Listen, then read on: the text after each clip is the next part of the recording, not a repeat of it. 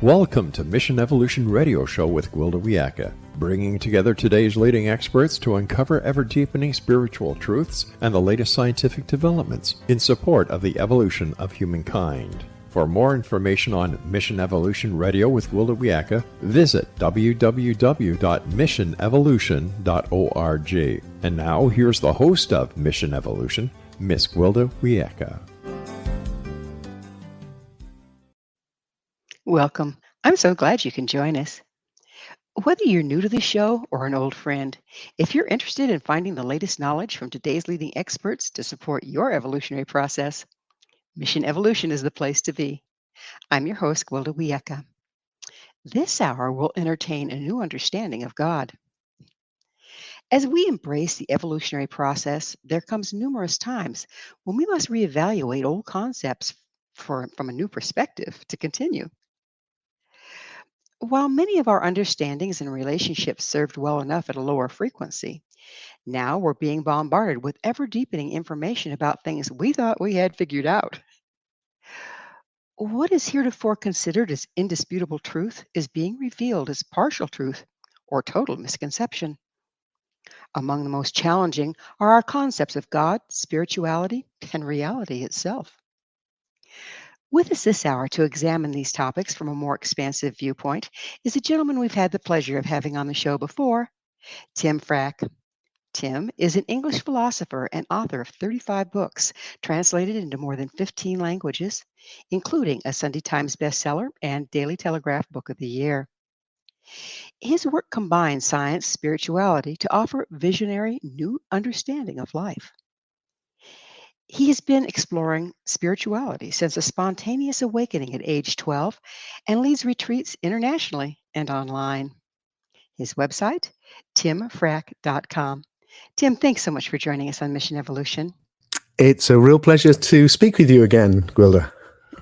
Yes, it's just nice to get together again. We were just talking before the show opened up about how you're clear on the other side of the pond, and here I am in the center of Colorado. So, Yep. Magical times we live in. I'm in Glastonbury in the UK, which is a quirky little spiritual centre where I happen to live. So it's lovely to connect across to the other side of the planet. There we are, yes. And everybody we get to reach in between. Yep. It's lovely to have a worldwide audience. I think it just brings people together in a way that nothing else can. Absolutely. So it's magical times. Tim, it tickled my interest, your spiritual awakening at age 12. Would you tell us a little bit about that? Yeah, I grew up just down the road from here in a little town in the West Country of England. I always found life very mysterious, Gwilda. Even as a kid, it always felt like this is a big question, and I wanted to understand it and to know what it is. And just one day I was sitting on the top of this hill which overlooks the little town where I would go a lot when I was walking my dog, and I'd sit there and think about these things, and something happened. And I found myself in a completely altered state. I would say now, I didn't have a clue what was happening at the time. A deep sense of communion with the world around me, heightened sensual perception. And the biggest thing was that I remember as a boy was this incredible love. And I'd grown up going to church on my own, actually. My mother used to take me, and then I would just be on my own up until I'd kind of stopped probably by that age, just about. But that was the context I had. And so I'd been told God is love. And then it was like, all right, this is it then. Here it is. There's a love which permeates the universe. And one way or another, I've been working on what the hell was that experience? How can I find it and go deeper? And how can I share it with others? And then as a philosopher, how can that experience and what it shows exist in a universe which is also where physics is also true, for instance? Like, how can that all be true? Because it is. So how is that the case? How does that work? Yeah, how does all that sit together? You speak of combining science and spirituality, okay? Yeah. Like physics and spirit. What's the advantages? What do you see the advantages of us doing that increasingly? Well, I think first and foremost, it's kind of a little bit selfish, Gwilda. I want to understand what this is we're in.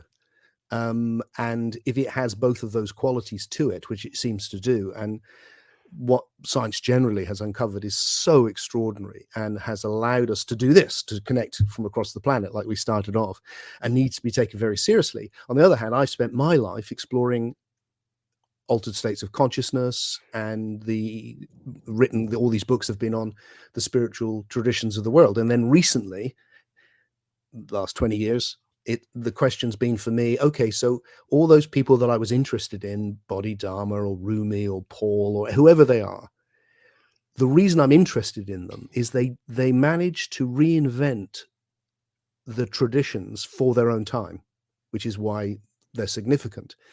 And I began to feel like I don't need to write about what they did. I need to do what they did. Yes. And that is to find, how do we understand these human experiences today? And any form of spirituality, it feels like, needs to also be able to embrace science, but on its own terms. Personally, I think there's a lot of bringing together of science and spirituality, but it's not really on scientific terms. And so it's a little bit doesn't work for me. I'm looking for something which is a different approach to the ones that I'm finding out there, which no longer work. And that's pushed me to try and formulate another possibility.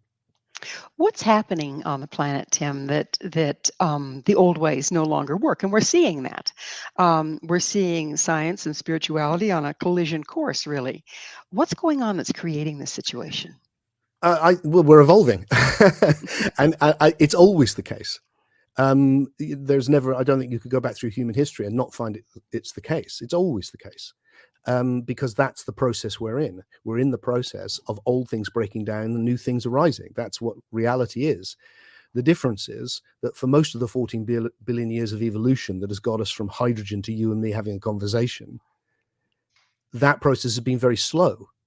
But with the evolution of the psyche and the ability to reflect and all the imagination, we've seen it increase. So human history obviously really takes off, and then that itself is like a hockey stick, so that right now it's going faster and faster and faster and faster. So that emphasizes the breaking down of old ways of thinking or ways of being even, and new challenges all the time. And it's reflected in things like the internet, where it's like where everyone's got a voice now, everyone's connected, so it's increasing it. And my own feeling with it is that the spirituality has the truths within spirituality, which need to be re-envisaged, have a hugely important role to play. And I'm not sure that spirituality is up to playing that role.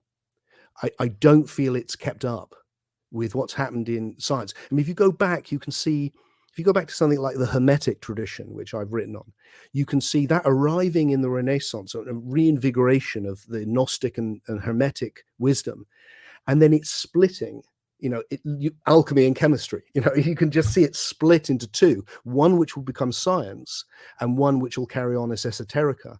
And the scientific version, which is fundamentally studying the more foundational levels of evolution, the ones that came first, physics, for instance, and then biology, which is going to lead to the psyche. Psyche, it's a Greek word, it just means soul.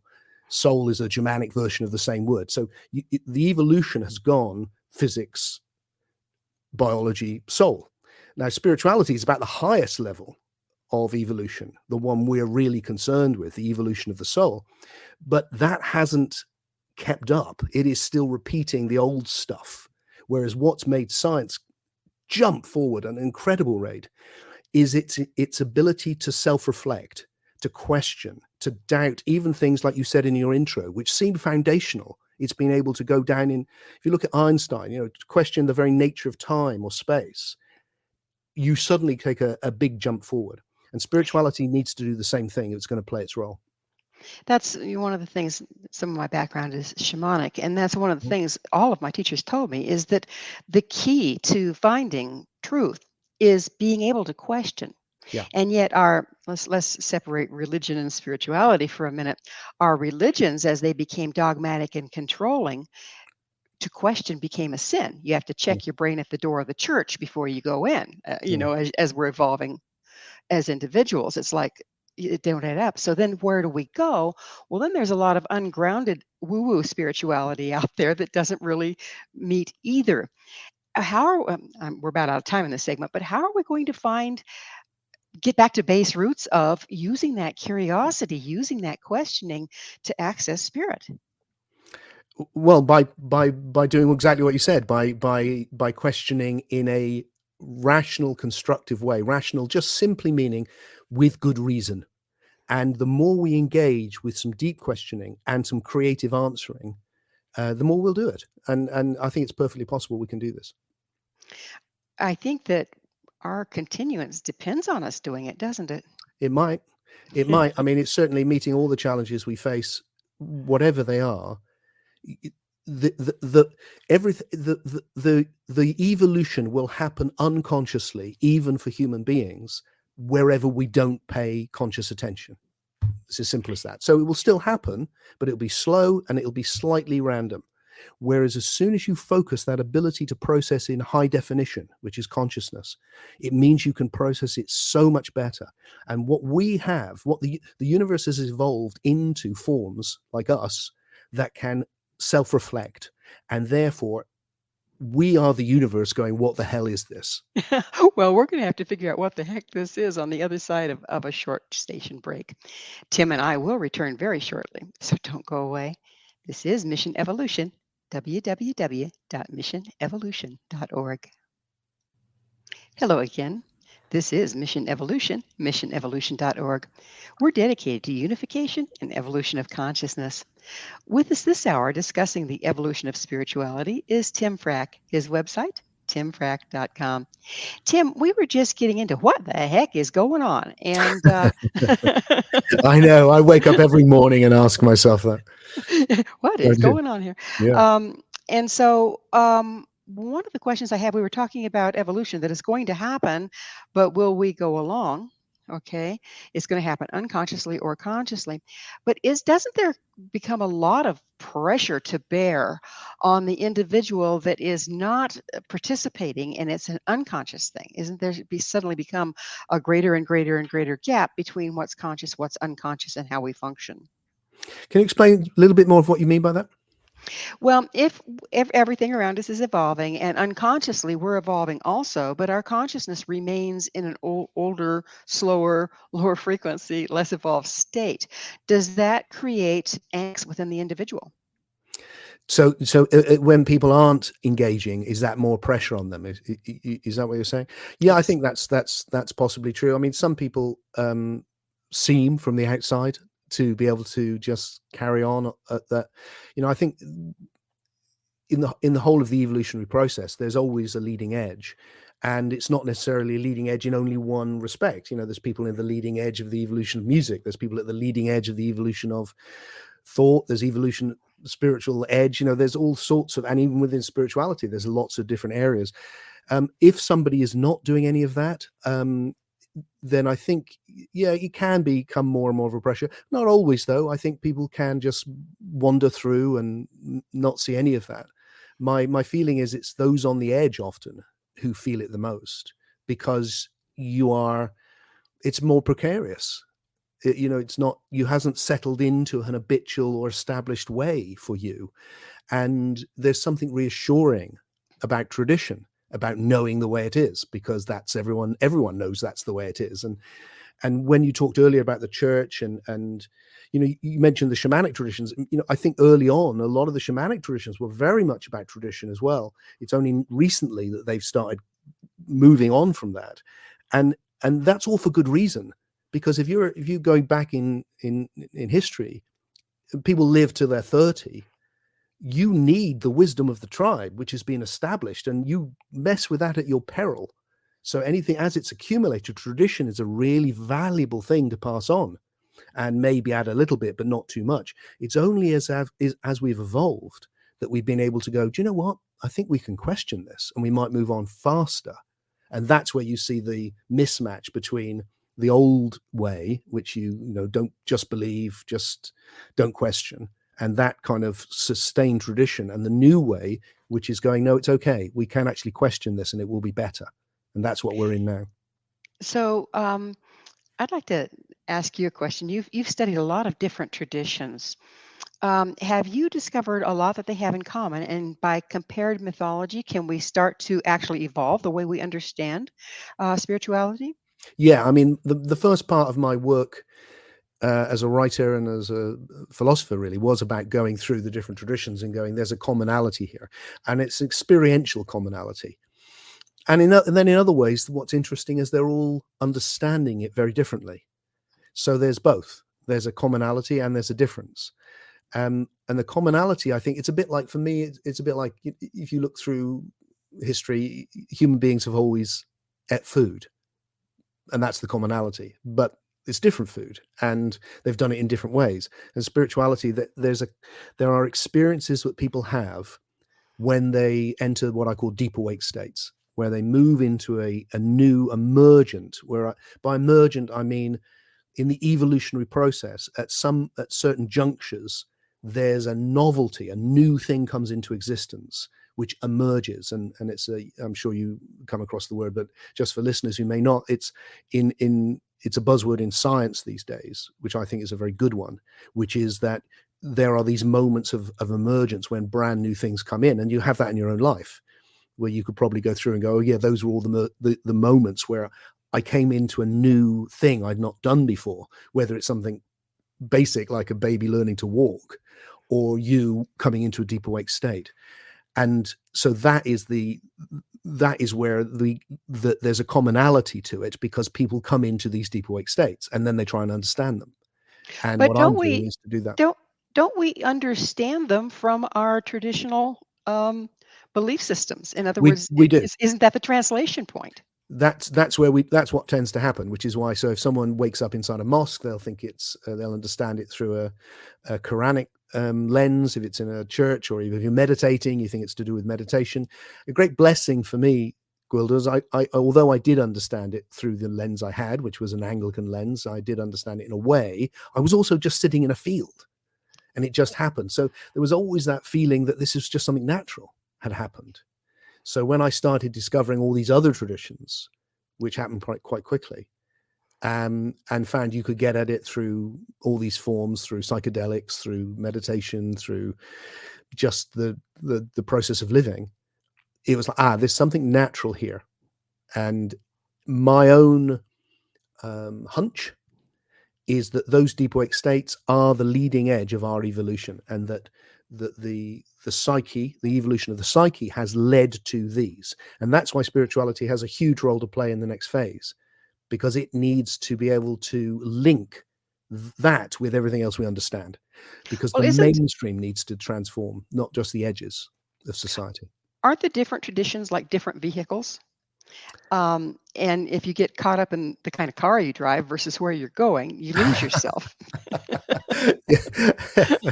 Yeah, yeah, yeah, Okay, yeah. but don't the And vehicles also, have to evolve? sorry, this is a time, I think, what strikes me is we live in a time of eclecticism. I mean, like, in my bookcase behind me, or just on my phone, I have all of the scriptures of the world through history. I mean, so it seems obvious to me, and always has done. That's why I've never been part of one tradition. It seems obvious to me that this isn't a time of eclecticism. It's a time to go through and look for commonality, and then it's time to form a new spirituality. And the other thing, as we've discussed, that it needs to do is not just take the best from all of the other traditions. It needs to also understand how it sits alongside what we know about physics and biology and everything else. Well, again, I like that you brought that up, because as we're looking at different traditions spiritually and finding what they have in common and finding what holds water and what doesn't, and questioning, doesn't the same thing has to happen to science so that they can come together? I Yes, it mean, I does. know science has had the questioning, and so it stays ahead in that way, but it's also become the God. Okay. Yeah, yeah, The that's latest right. study is the truth until it's Yeah, refuted by the next latest study. So yeah. what's the truth? I think the big problem with science for me is actually not, it's the philosophy which is associated with science in people's minds very often, and it's a very poor philosophy. That's the problem. The actual, a lot of the understanding, I think, can stay intact, and it'll just change and evolve as people go on. And that understanding, um, so maybe I can introduce to a fundamental idea in my own philosophy, which will fit very well with your show. so it feels appropriate, By all which means. is so the fundamental idea that I'm exploring metaphysically, if you like, about the nature of reality, what is this, is that this is the realization of potentiality in ever more emergent ways. So it's an evolutionary process. We've understood that now. That's 100 years ago, we learned that for the first time. Oh, the universe isn't a thing, it's a process, and it's an evolutionary process. And what's happening is that ever more emergent, as in the sense I used, of novel things coming into existence, have been evolving for 14 billion years to, as I like to say, get us from hydrogen, which is pretty much all that existed 14 billion years ago, to us. And what are we? Well, we're what happened to that hydrogen. It's like, that's an amazing thought, but that's right. Going through this process. So but the fundamental idea, I want to really push that idea and say, what if everything that has any form at all, any qualities at all, has evolved, is part of one process? Now, that's very challenging for spirituality because it sees things outside the process, and I'm not sure that's right. I think it's all within the process, including God. I think all of it is within the process. So And you're saying that God evolves as well, I am, rather than and just our concept of it. absolutely I am. I'm saying that, yeah, and we definitely get onto that. But just to finish with the science thing, science also doesn't quite go down that road either, because it has this leftover of the old idea of God, actually, that there's God who's the lawgiver and he lays down the laws of nature. And these laws are somehow outside the process. So if you have this idea that there's deterministic laws, then everything is being run from the bottom up. So the laws of physics actually run everything. So you and I are having a conversation, but really it's just atoms bouncing around. And you get that reductionism, which is it's not just destructive of spirituality, it actually takes away your whole humanity, your free will, the fact that you think you're agreeing or disagreeing, your loves, your attack, everything that makes you human becomes like, no, really, the psyche is just biology, biology is just physics, physics is just quantum possibilities. You've just disappeared the universe. What the vision that I want to share is, no, everything is emerging, including the regularities of nature. So you can't reduce the more emergent to the less emergent. And once you do that, and then it's the causality isn't just from the bottom up, it's in every direction, and also from the top down. So right now, I am, with my psyche, getting my mouth to move. That's what it feels like, and that's real. Tim, I'm having a little bit of difficulty with my clock, so I'm not exactly sure when this segment will end, but it might end abruptly. We're getting pretty close to that time. So Tim and I will be back to continue this discussion shortly. It is fascinating, so stay right there. This is Mission Evolution, www.missionevolution.org. Welcome back. This is Mission Evolution, missionevolution.org, bringing you the latest information to assist your evolutionary process. With us discussing science and spirituality is Tim Freke. His website, timfrake.com. Tim, it was fascinating where you were going with this. You were talking about how if you just follow science, all of a sudden we disappear because everything is invalidated in a lot of respects that makes us who and what we are. And yet, if you just follow spirituality, then you kind of get hung up in dogma, and true understanding isn't there. So you're really looking at a more multidimensional approach to reality. Would you go into that a little further, please? Yeah. So if I take the fundamental idea, which is that there is one evolutionary process, and then at the bottom of that would be what the simplest thing you can imagine. What's the simplest quality that could take on all qualities? Well, the image I have is one taken from physics, which is useful, I think, which is the idea of the field and information. So we now can understand everything as types of information. So there's a fundamental primal field which exists but has no other qualities, but it can be informed by information to create form. So what's evolving is that fundamental field being informed by information, appearing as everything in relationship with itself right now. Okay, and that process, so let me back you up just a little bit, so I'm with you here. yeah. So that field of information, spiritually, is that what some people call the Akashic records? And is it a frequency bandwidth there, or what's going on exactly? Well, when we use metaphors like frequency, really we're thinking about vibration, and vibration is a type of information. So, Hmm. I can see why that's a common, that it's starting with the most basic type of information, which is a bit, a one and a zero, but that's also a wave. There's also a one and a zero. So that's on, it's like so what I'm saying is there's a fundamental field, I call it the field of being, which exists and has the potential to become anything. And it's become this.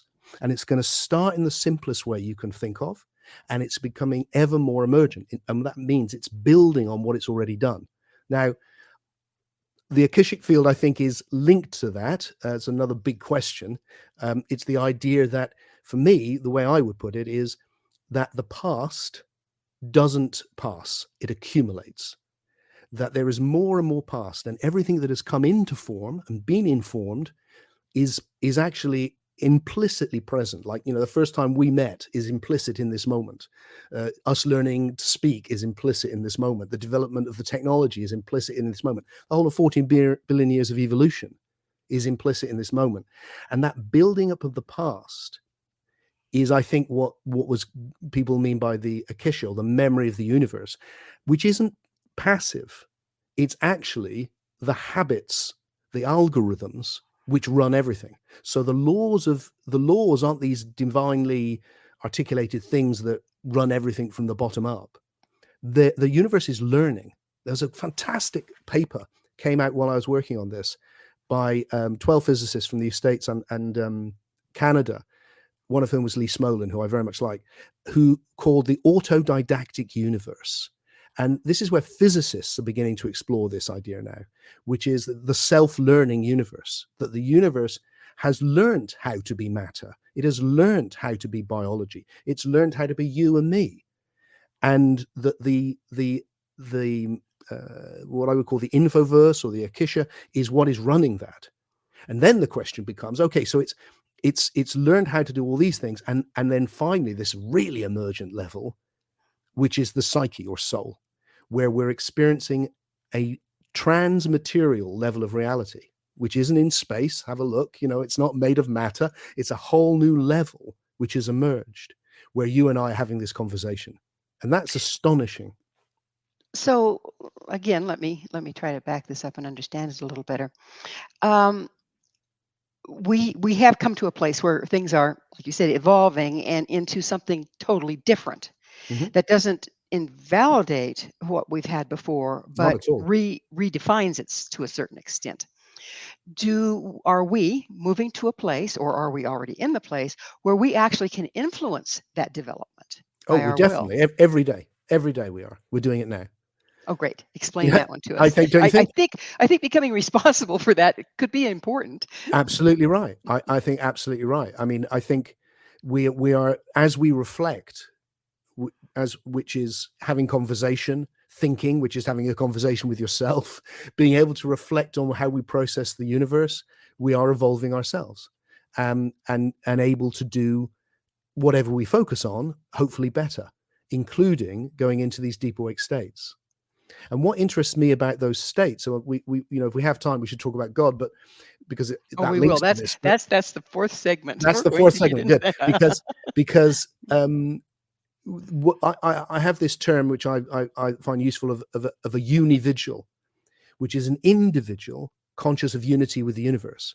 And what I think is happening is that little experience I had with 12 when I was 12, and now I've been with hundreds of people all around the world who've had that experience with me and them on their own, and it's quite a common experience now, that I think we are in the process of evolving through our individuality into univigils, where a univigil is somebody who actually, in their own way, gets the fact that there is a oneness of being here.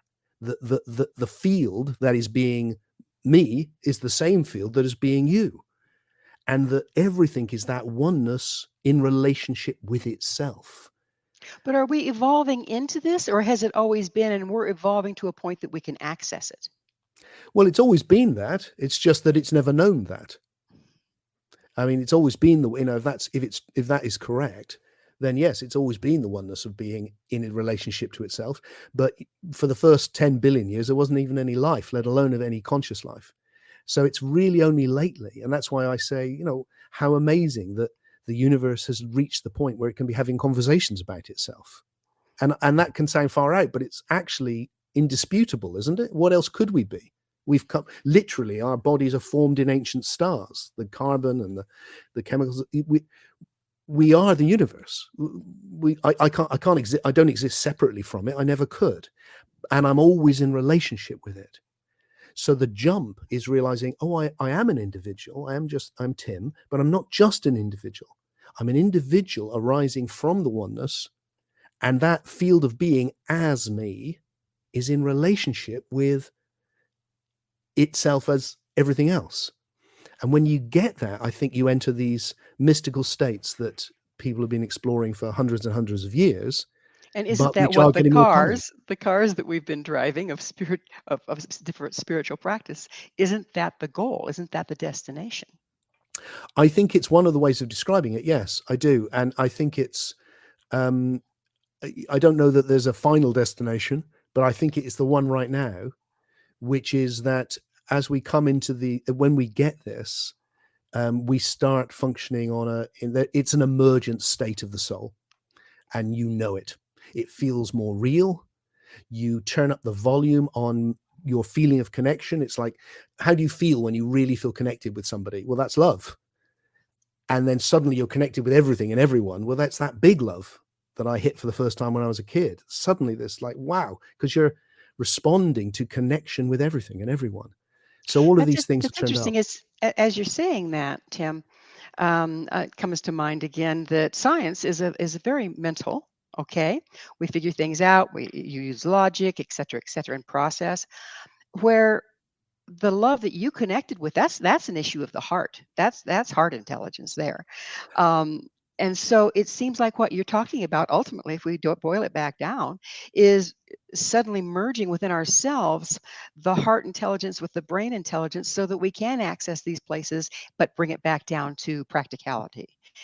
Is that anywhere close? I agree with you. I agree with you in the spirit of what you're saying, but I'm not convinced anymore that the idea of head and heart is a very useful idea, because it really, we process the universe, that's it, and then we respond, and our emotions are very much how we respond. They're what the first thing we get, fear, love, anger, and then more sophisticated ones as we evolve. But I don't think we process with our emotions. I think people get confused about that. I think we respond with our emotions. We process with our ideational network, and we're doing that on a very primitive level. I mean, even to just throw a ball and catch it requires the most incredible amount of ideation to get the velocity of the movement, to see it as a whole understanding of time, memory. So we're doing that the whole time. It's just we're not doing it consciously because it's so foundational in us. Well, if we had to do it consciously, our consciousness would be pretty burnt up most of the time, wouldn't it? Exactly right. Because what consciousness is, I think, is the ability to process in high definition, if you like, that wherever you focus, you process it in, like, I'm focused on you right now and on our conversation. I'm really not very aware of my feet. I am now because I put attention on them, but I wasn't before. It's like wherever I put attention, I process that really in high definition, and the rest I kind of process it in low definition, and a good thing too. And it's that ability to focus, and that's what gives us a self-reflection. When we focus that attention on our own processing, that's when we can grow. And then when we focus it on these higher levels, like focusing it on the oneness of being, you can learn to do that, and then suddenly, you experience these what would call traditionally mystical or states of awakening, but they're natural states of realizing the oneness of the universe. It's just amazing how deep this can go. And on the other side of a station break, we're going to get into reevaluating God. So, are you with me there? Sounds fantastic. Let's do it. All right, we can do this. Please stay with us. Tim and I will continue to explore where science and spirit meet. This is Mission Evolution, www.missionevolution.org. Hi there. This is Mission Evolution, www.missionevolution.org, your source of information and support while navigating our rapidly evolving world. This hour, our expert guest is Tim Freke. His website, timfrake.com. Tim, as promised, let's get into God. You made a pretty strong statement that I've read in various places in your work, and that's basically we need to reevaluate our concept of God. And that's a strong statement. What do you mean by that? Well, it is a strong statement. Of course, we've always been doing that. You've only got to look at the difference between the God of the Old Testament and the God of the New, and you can see that human beings have been reevaluating what they mean by God consistently through the whole of history. And I just think we need to do it again. And the reason I think that is well, if we take this hypothesis that I'm following, and let's just play it out. So the elegance of it for me is it goes, everything is part of one process. Everything that has a quality has evolved from the simplest to the more emergent. Well, hang on. What would be the most emergent thing I could imagine? Well, that would be that experience I had of something transcendent, benevolent, loving, and wise, something greater than me. Now, I've been experiencing that since I was a kid, like lots of people. There's a problem with it from there's lots of problems with the idea, the traditional idea that that's at the beginning. First of all, for me, it's like, well, it should be not where it starts, but where it's going, because that's the most emergent thing. The universe it would make much more sense if it was flowering into that thing we call God than if it started with it. Because if it started with it, there's lots of problems. The first problem is it doesn't sound very plausible, the traditional ideas, for sure, created in 7 days and all of that. I think we've reached a point now where that doesn't sound very plausible. The second big problem with it is it doesn't explain anything, and this is why science has rejected it, because what you're going is, there's a mystery, the universe exists. Well, the explanation is an even bigger mystery. God did it. It's like, well, hang on, you haven't explained anything. You've just created another problem, which is, well, where did God come from, or what is God? So there's that problem. And then there's kind of more theological problems, which have bedeviled people for centuries. The classic one is the problem of evil. Like, if there's a God who is good, and that's how I experience God, benevolent and good, why is the world like it is? And there's all sorts of clever answers, none of which work for me. It's like, I don't care how good the explanation for the existence of suffering and evil is. When I read recently about a young boy who had his brain eaten from the inside by an amoeba, it's like, no, we don't need that. That is inexcusable. A God who allowed that or made that happen, it's like, no, that is not the God that I experience. And then the other problem we now have since the evolutionary understanding is there's been 5 complete mass extinctions to get us here. It's like, this God doesn't even know what they're doing. I mean, what sort of, so you've got a God who is mean. You've got a God who doesn't have a clue what he's doing.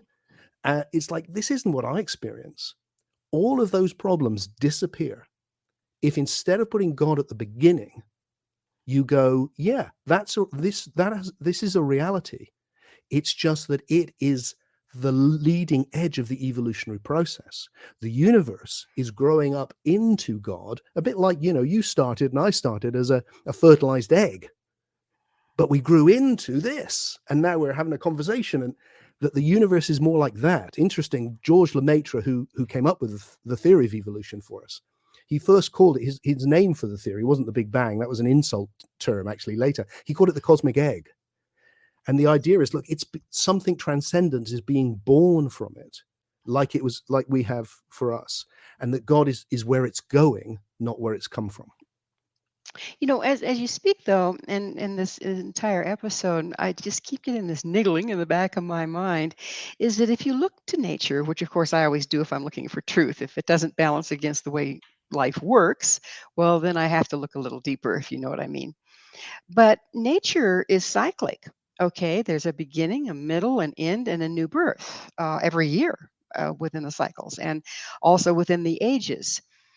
And yet, when we're speaking of evolving continually into and further out, that's kind of like a one-way road.